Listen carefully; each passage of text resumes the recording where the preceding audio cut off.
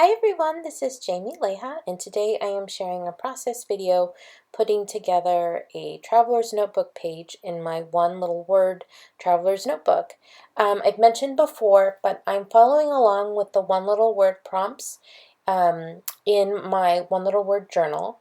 But last year I had purchased a traveler's notebook when they did the one little word release, and I had picked up a traveler's notebook at that time. So it was just sitting in my bin of one little word supplies, and I thought I would put it to use, capturing some of the stories that I want to tell related to my word and my progress throughout the year. So one of the big goals that I had for this semester, I am in the final semester pursuing my degree in graphic design, and I needed to secure an internship. It's a requirement for my degree that I be an intern somewhere here in the city of Houston, or even an online one at this point in this pandemic world that we're living in. So I went searching for an internship, and I found one relatively quickly, which was amazing. And it is totally in our wheelhouse, guys. Because if you're watching this video, then you are also a fan of paper and paper goods. And so I am actually interning with a company that does custom invitations, custom like day of event branding and signs and napkins and all kinds of things. So primarily they do wedding invitations, but they do a variety of other events as well. So I am so excited to be working with this company here in Houston, and I'm excited to I was so excited that I, of course, had to document the experience of securing the internship, because that was one of the big goals that I had specifically for the first part of the year. So I took a screenshot of the email that I received back from the company letting me know that that they would like to work with me this semester as an intern. So I printed it out in somewhat of an odd size. I think I just printed it to where it was 3 inches wide and left it to whatever height it needed to be. Probably would guess that it's almost 5 inches.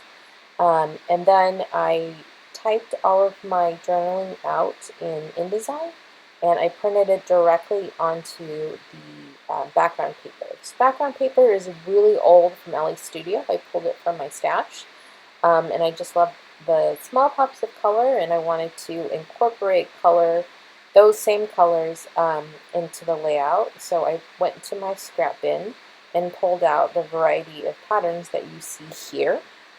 All of these colors, again, are represented in the dots that are in the background page, and so that's the reason why I pulled them. And I had envisioned that there would be boxes on the right side of this layout that I would incorporate some embellishments into. And another thing that I really wanted to play with was a mix of organic shapes and inorganic shapes. So essentially, I wanted to add boxes and then also play with these floral die cuts that I have. I think that these are from Paige Evans.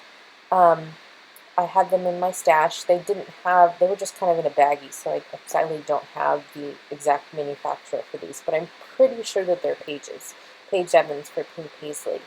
And I loved that there's just such an irregular edge to all of these. You know, they're die cut to really show the shape of the flower, and I wanted to mix that in with kind of the more rigid lines of those square pattern papers. So you see me here just kind of arranging them in various places, trying to figure out what it is that I wanted to do and where I wanted them to go. I also had pulled some chipboard from my stash. I think this is older Studio Calico. I pulled some core cards, which again, those are Pink Paisley, I believe by Paige Evans as well. And these are just a few embellishments that I decided to use for this layout. I'm playing around a lot because I don't have a clear idea of where everything is going to go. And I'm just picking through the pile of embellishments there to figure out what's going to work best in those spaces.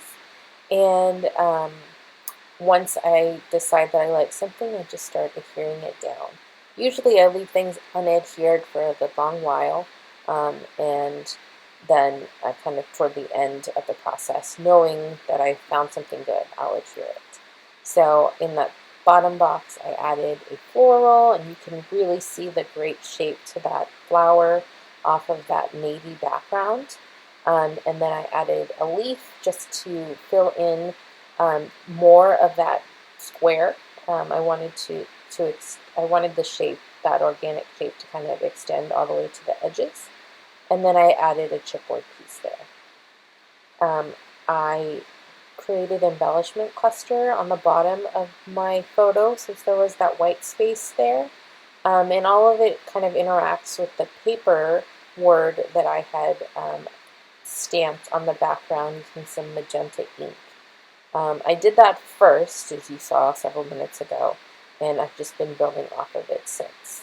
And I wanted to add some balance to the layout and also bring in one of those square elements to the left side of the page. So I'm planning to add up at the top another square cut from the pattern paper. This is from the red piece. There is also a little bit of it adhered underneath the photo for some additional pattern there. But you can't see too much of it, and I really did like the 5 different colors, so I wanted to add it onto the page elsewhere, and that's where I chose to add it. The stamp set that I have is a really, really old one from Studio Calgo. And I pulled it out because the word paper is there, and that's obviously a big part of the internship that I will be doing. And I just happened to luck upon the fact that the word work, my one little word for the year, and the project that I'm working in at the moment that you see me here, is the one little word notebook. I was so excited to see that word. It was completely unexpected. I didn't even notice it the first time, or when I first pulled the stamp set out to use, because again, I was really just planning to use it for the word paper. But I stamped it a few times on that teal turquoise cardstock and added it to the bottom. And now to balance the layout, I'm adhering that red square up at the top, along with an organic shape, the leaf pattern die cut, and then I'm going to add a bit of chipboard on top of it, and I just kind of like that little cluster there. And this is the finished page. I really appreciate you watching the video. Let me know if you have any questions. Thank you so much for watching.